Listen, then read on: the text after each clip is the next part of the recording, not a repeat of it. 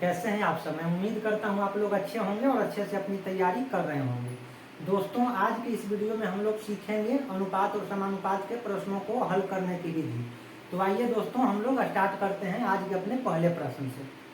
तो हमारा पहला प्रश्न क्या कहता है दोस्तों कि 3x + 2y 3x + 2y अनुपात 3x - 2y बराबर दिए हुए है 5:3, मतलब 5:3 दिए हुए हैं दोस्तों। तो अब हम लोग पिछले वीडियो में सीखे हैं कि रेशियो को हम लोग बटा में भी लिख सकते हैं। तो बटा कर दीजिए दोस्तों। तो इसको हम लिख सकते हैं 3x + 2y बटा 3x - 2y बराबर 5/3। अब यहाँ से हम लोग क्या करेंगे, तिरछा तिरछी गुना कर देंगे। तो यहाँ से क्या हो जाएगा दोस्तों, 3 × 3x + 2y बराबर 5 × 3x - 2y। अब दोस्तों देखिए 3 3 आई 9, तो 9x + 3 दूनी का 6y बराबर 15 आई 15x - 5 दूना का 10y। अब हम लोग y को एक तरफ और x को एक तरफ ले जाते हैं दोस्तों। तो क्या हो जाएगा, माइनस में 10y इधर आके प्लस में 10y हो जाएगा। तो 10 × 6 16y बराबर 15x इधर है, इधर 9x प्लस में, तो इधर लाएंगे तो माइनस हो जाएगा।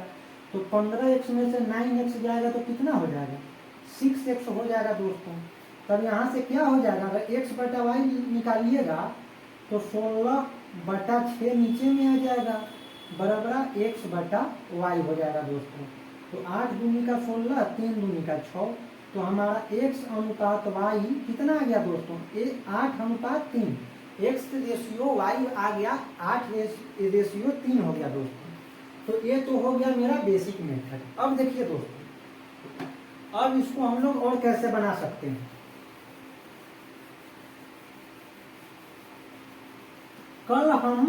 कल के वीडियो में, जो इससे पिछला वीडियो था, उसमें हम लोग देखे थे कंपोनेंडो एंड डिवाइडेंडो रूल।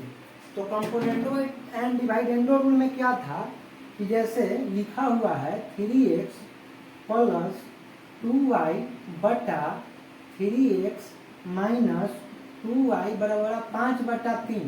तो हम क्या बताए थे कि इसको इस तरह से भी लिख सकते हैं 3x बटा 2y। तो अगर इसको इस तरह से लिख दिए जैसे x y के रूप में, तो अब इधर वाले को क्या करेंगे, जैसे इधर 2 का जोड़ा था तो इसको हम सीधा 1 का जोड़ा 1 कर दिए हैं।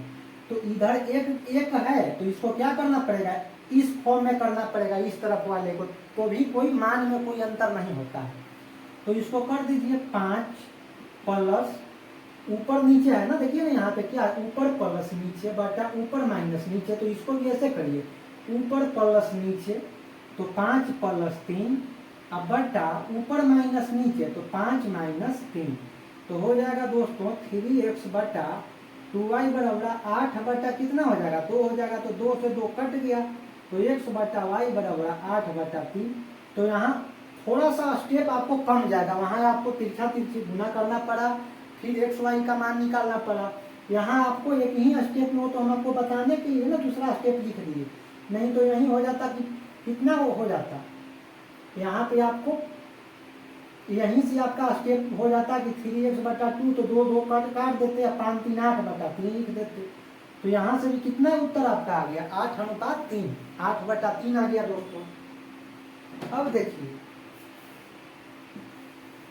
अब हम लोग इसको कुछ अलग तरह से भी सोच सकते हैं।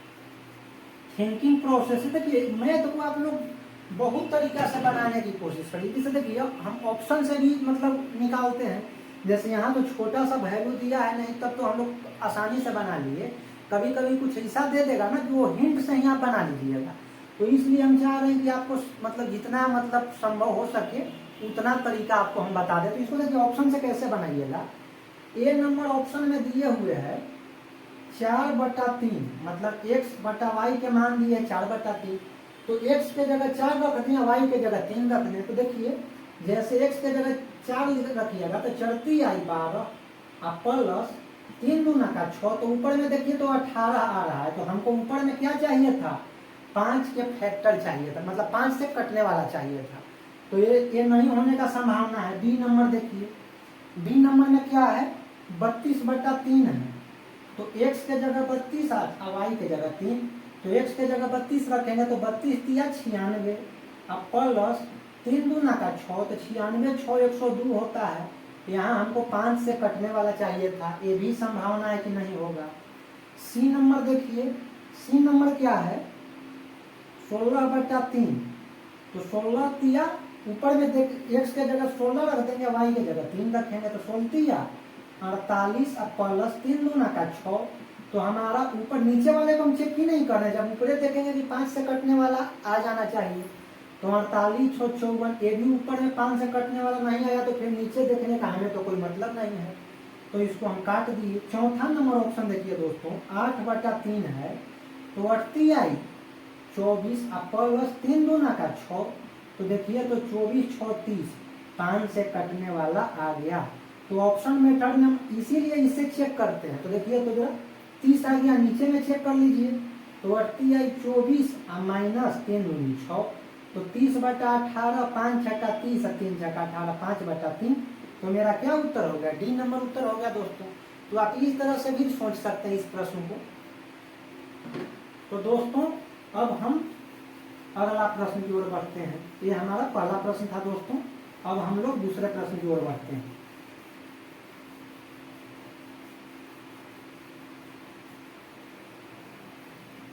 अब देखिए दोस्तों, आज का दूसरा जो प्रश्न है, हम शुरुआत में बताए थे कि जो अनुपात का परिभाषा के समय कि दो समान चीजों के बीच में अनुपात होता है, तुलना होता है।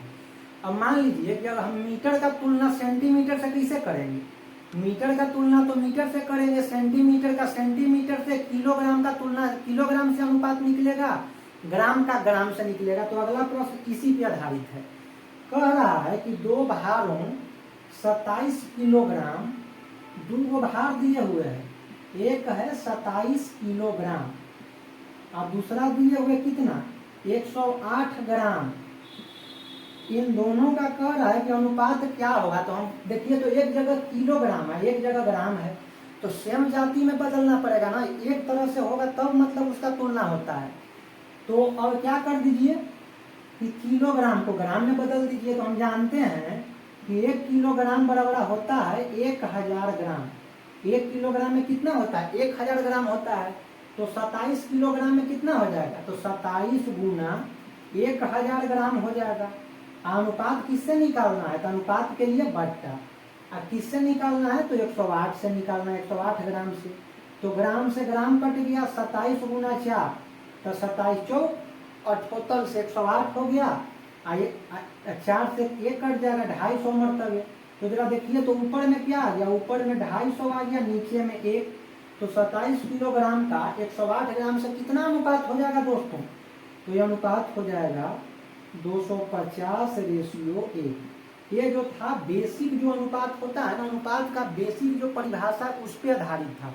बहुत लोग क्या कर देते कि किलोग्राम में ग्राम में सीधा 1/4 लिख लेते, लेकिन यहाँ ऑप्शन में अगर 1:4 दे देता तो आपको मतलब दिक्कत कर देता, लेकिन यहाँ ऑप्शन में 1/4 नहीं है। तो यहाँ से आपको पक्का मतलब दिमाग वहीं से क्लिक करना चाहिए। इसका मतलब है कि 1000 ग्राम की बात कर रहा है, मतलब 27 किलोग्राम को मतलब 27,000 ग्राम हो गया, फिर 108 से भाग दे दीजिए। अगर 1:4 दे देता तो फिर बहुत लोग इसमें दिक्कत हो जाता, उनको गलत हो जाता, वो लोग 1:4 ही मार देते। लेकिन ध्यान रखना है कि ग्राम का ग्राम से, किलोग्राम का किलोग्राम से, मीटर का मीटर से, सेंटीमीटर का सेंटीमीटर से अनुपात निकालेंगे। मतलब एक मतलब तरह में हमको उसको बदल देना है। अब दोस्तों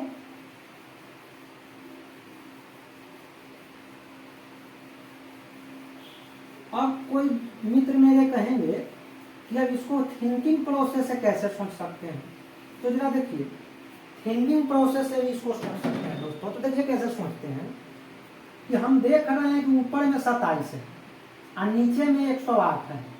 तो जरा गौर से देखिएगा दोस्तों, ऊपर में 27 है, नीचे में 108 है।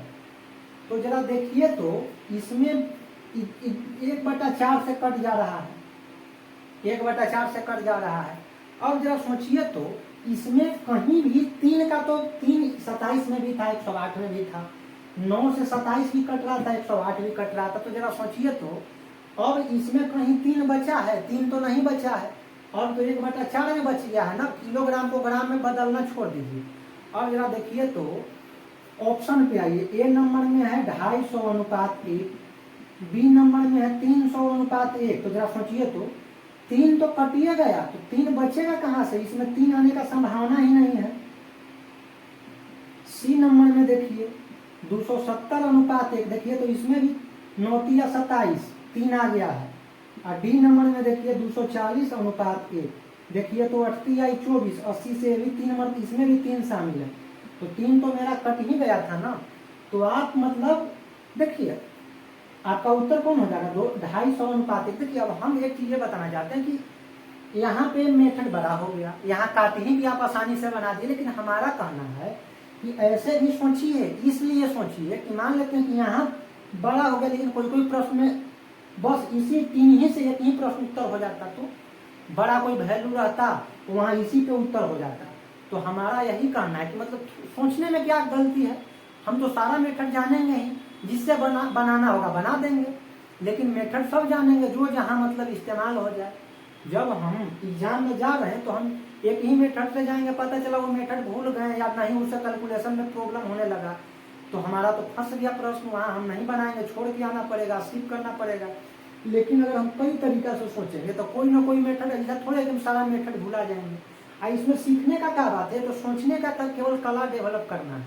जैसे हम सोचेंगे वैसे वैसे मतलब हमारा प्रश्नों को बनाने का रणनीति सुधार होगा। अब दोस्तों अब हम लोग आज के अगले प्रश्न पे आते हैं। अगला जो प्रश्न है दोस्तों, अगला प्रश्न जो है तीसरा नंबर आज का प्रश्न है, जो कह रहा है कि AQ प्लस BQ अनुपात AQ माइनस BQ बराबर 185:158। तो अब देखिए दोस्तों पहले तो इसको हम बेसिक से बनाते हैं। तो हम क्या कर देंगे यहाँ से AQ प्लस BQ बटा AQ माइनस BQ बराबर 185/158। अब यहाँ से तिरछा तिरछी गुना कर दीजिए तो कितना हो जाएगा?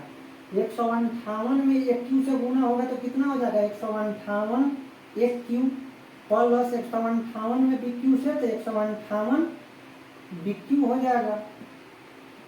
अब बराबर 185 AQ माइनस 185 में BQ से होगा तो 185 BQ। अब देखिए दोस्तों AQ को एक तरफ ले जाइए, BQ को एक तरफ लाइए, तो BQ इधर माइनस में तो इधर आगे प्लस में हो जाएगा। तो 185 BQ जोड़ 158 BQ। अब बराबर इधर क्या हो जाएगा?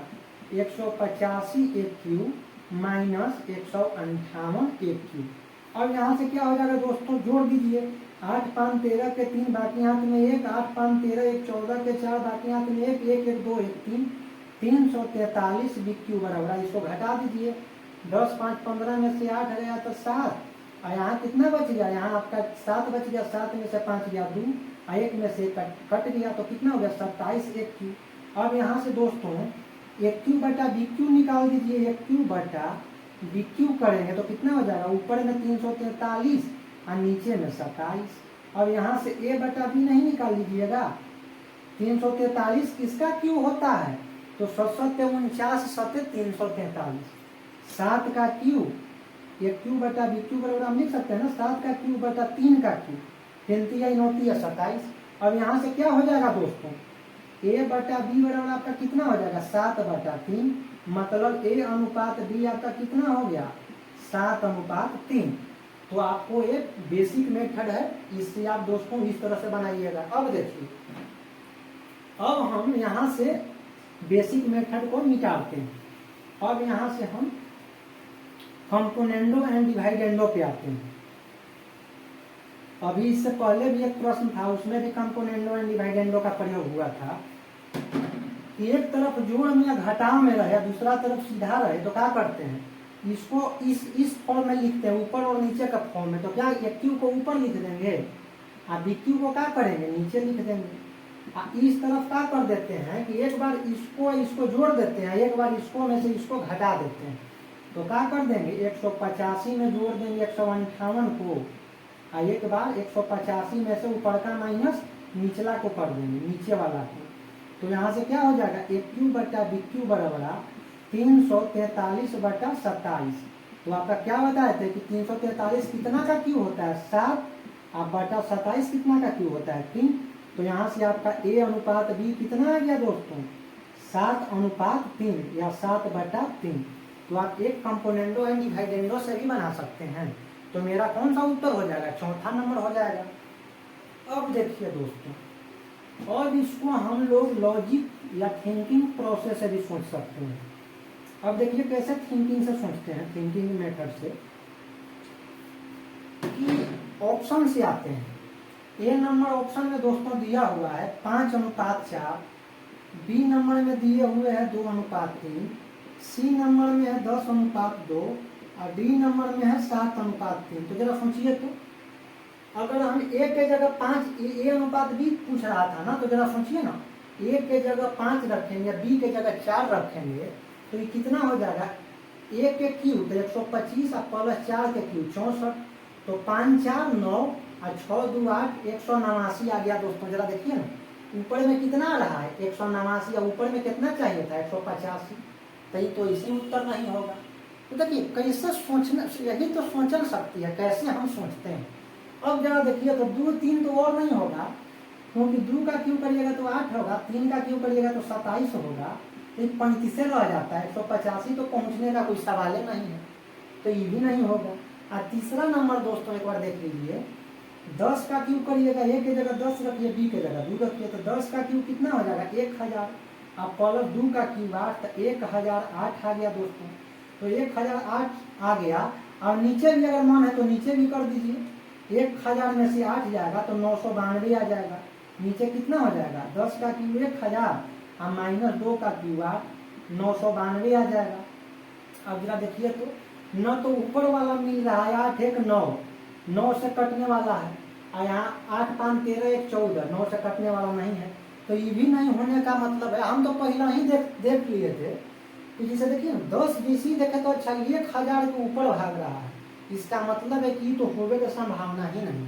तो इसको तो हम पहला ही नहीं चेक करते, क्योंकि 1000 से ऊपर होने का था। अब देखिए यहाँ हम इसको देखिए, चेक करिए, तो 7 का क्यूब कितना हो गया 343 और प्लस 3 का क्यूब, तो 3 का क्यूब कितना हो गया 27, मतलब कितना हो जाएगा 370। तो देखिए ना, 185 में 2 से गुना करते हैं तो 370 आ जाता है। तो हमारा कौन सा उत्तर हो गया, चौथा नंबर उत्तर हो गया। तो हम कैसे सोचते, 5 4 तो होगा नहीं, 189 हो गया, 2 3 तो होगा नहीं, बहुत छोटा वैल्यू है, और 10 2 होगा नहीं तो बहुत बड़ा वैल्यू हो जा रहा था, 1000 पार हो जा रहा था। तो मेरा सीधा कौन सा उत्तर हो गया, चौथा जो बच गया उत्तर हो गया दोस्तों। तो आप लोग इस तरह से थिंकिंग प्रोसेस से भी सोच सकते हैं। अब दोस्तों हम लोग अगला प्रश्न की ओर बढ़ते हैं।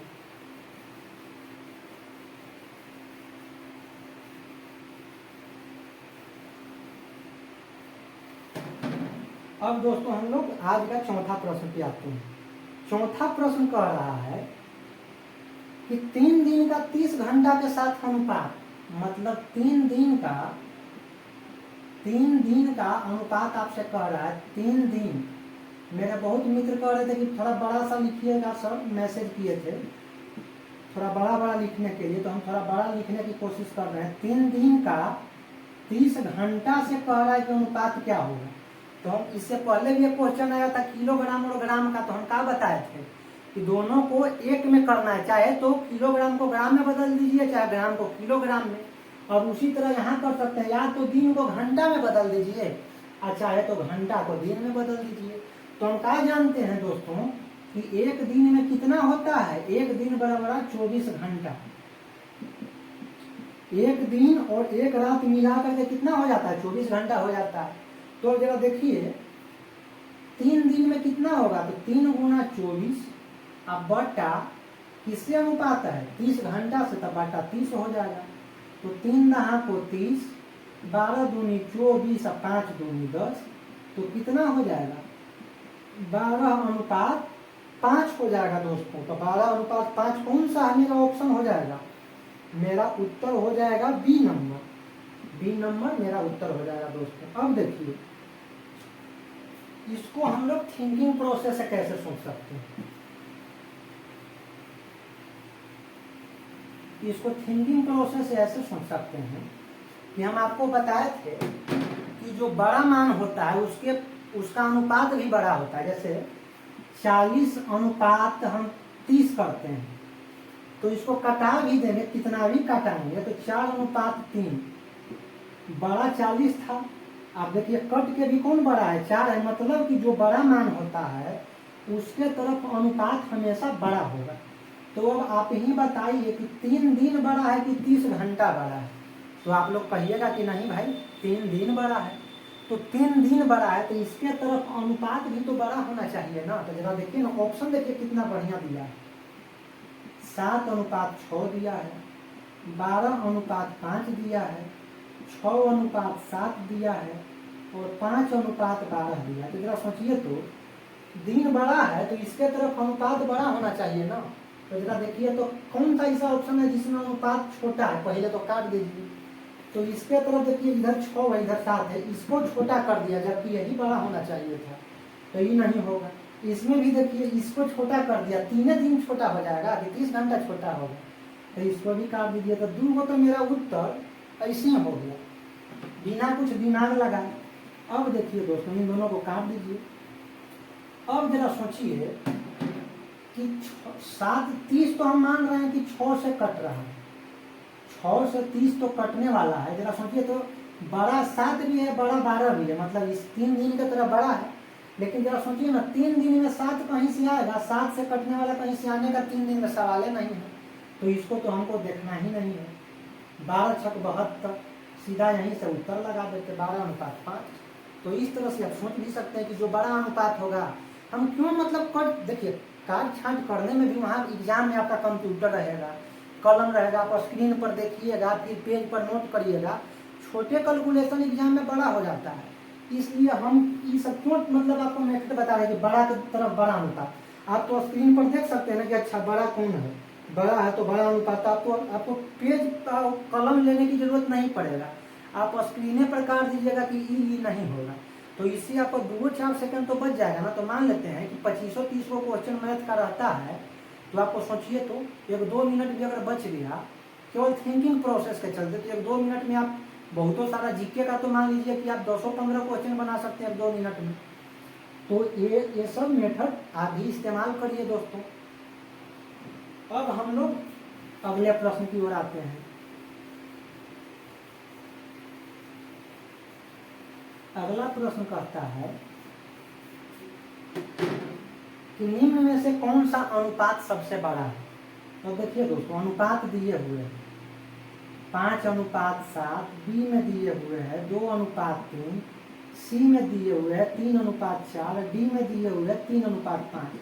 तो देखिए इसको हम लोग कई तरीका से बना सकते हैं। पहला क्या कर सकते हैं कि पहला इसको हम भाग देकर बनाते हैं। तो जरा देखिए तो 5/7, तो 5/7 है, मतलब 7 से 5 में भाग देंगे तो क्या हो जाएगा जी। पहले तो भाग नहीं लगेगा तो पॉइंट देंगे तो 0 बैठेगा तो 7×7 = 49। फिर 1 आ जाएगा, फिर यहाँ 0 बैठेगा तो कितना हो जाएगा 7×1 = 7, मतलब 0.7 के आसपास 0.7 ये आएगा। 5:7 है, इसको आप भाग दीजिएगा तो 0.71 आ रहा है।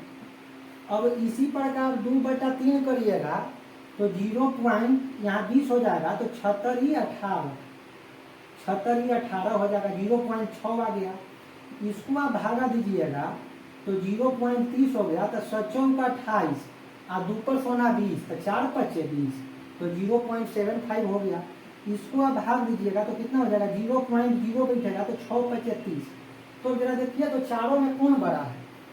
तो ये 0.6 है, 0.6 है, ये 0.71 है, सबसे बड़ा 0.75 है। तो मेरा कौन सा उत्तर हो जाएगा 3:4 हो जाएगा। तो ये तो हो गया भाग दे करके उत्तर। अब देखिए अब दूसरा भी इसमें मेथड लगा सकते हैं, या दूसरा क्या करते हैं इसको दूसरा तरीका से बनाते हैं ऐसे। पहले लिख दीजिए 5/7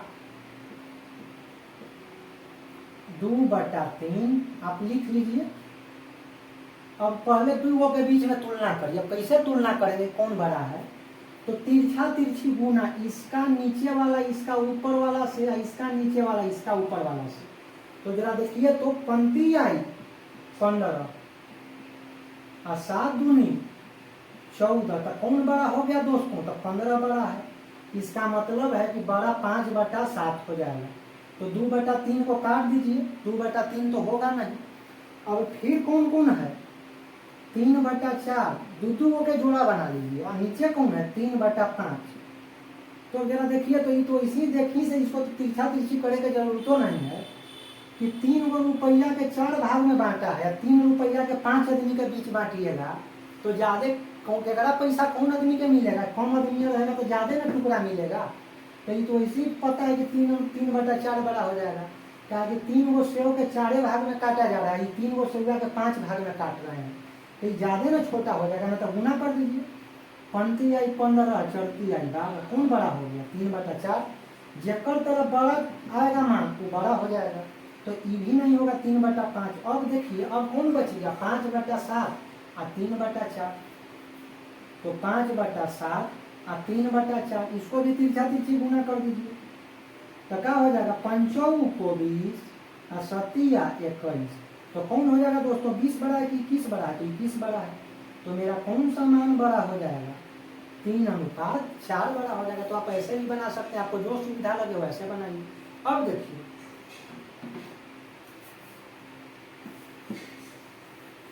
अब इसको एक और तरीका से बना सकते हैं दोस्तों,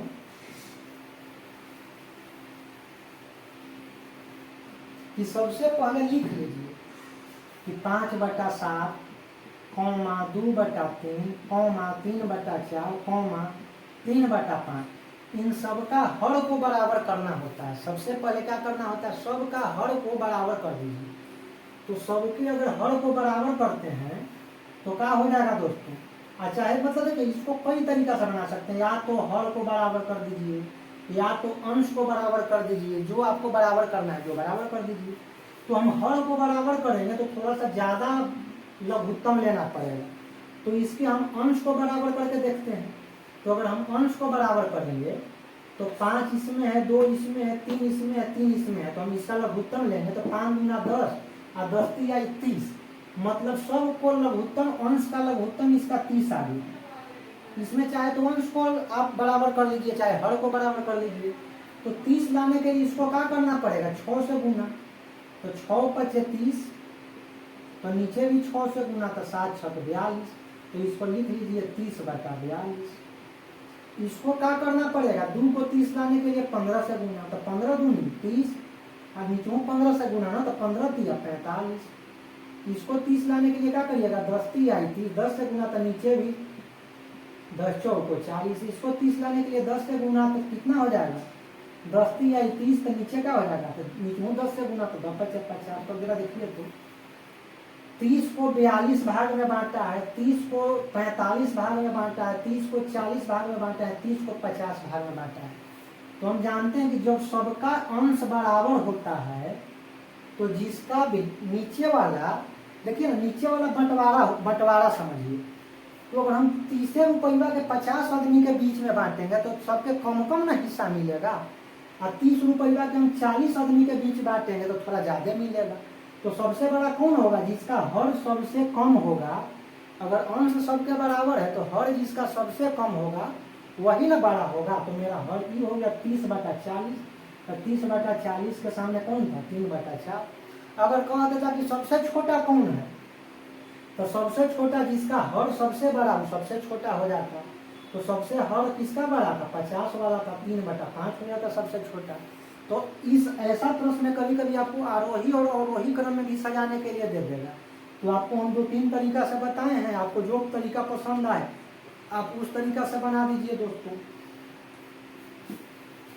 अब दोस्तों, आज ये अनुपात और समानुपात के कुछ प्रश्नों पर हम लोग चर्चा किए हैं। तो हमें आशा है दोस्तों कि आज का ये जो लेक्चर है आपको काफ़ी पसंद आया होगा। आप लोग इसी तरह से मतलब थिंकिंग प्रोसेस से प्रश्नों को बनाना सीखे। बेसिक से तो हम बता ही रहे हैं, बेसिक से भी जानना सीखिए। और एक मैथ में आप सोचिए, क्योंकि अब अनुपात समानुपात हम बता रहे हैं, तो अब जाकर सोचिए कि अच्छा ऐसे भी हम 5 क्वेश्चन या 10 क्वेश्चन बता रहे हैं, तो उस पर मत जाइए। आप इस 5 और 10 क्वेश्चन को 100 क्वेश्चन पे अप्लाई करिए, आपको देखिए कितना फायदा होगा। आप पूरा प्रीवियस ईयर बनाइए। ऐसे तो हम हर एक क्वेश्चन में आपको सोचवा ही रहे कि ऐसे भी सोचा जा सकता है। तो मुझे आशा है आपको मतलब गणित में अब मतलब मेहनत नहीं करना पड़ेगा और आपको काफ़ी आनंद तरीके से, आनंददायक तरीके से आपको समझ में आ रहा होगा दोस्तों। तो हम आज के इस लेक्चर को यहीं पे समाप्त करते हैं और हम उम्मीद करते हैं कि आप जल्द से जल्द चयनित होकर के देश के विकास में भागीदार बनिए। जय हिंद दोस्तों।